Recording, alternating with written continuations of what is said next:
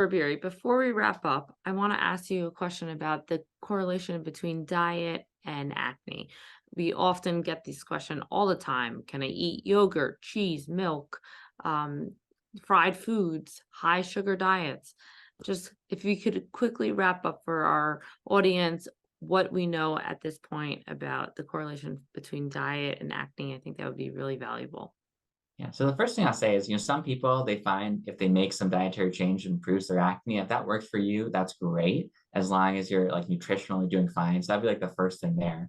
When we look at the data, it's actually very hard to answer these kind of questions because diet is correlated with so many other things that we do in our lives that it's hard to separate out the unique effect of diet alone from everything else.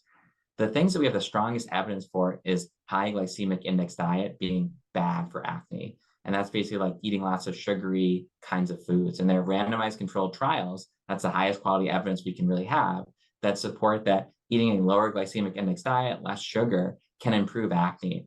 And this is probably because sugar turns on this thing called IGF-1 in our body, which can activate that oil gland in similar ways to other hormones. So low glycemic index diet, less sugar, good for acne, probably good for you overall too. So that's my like major take home dietary point.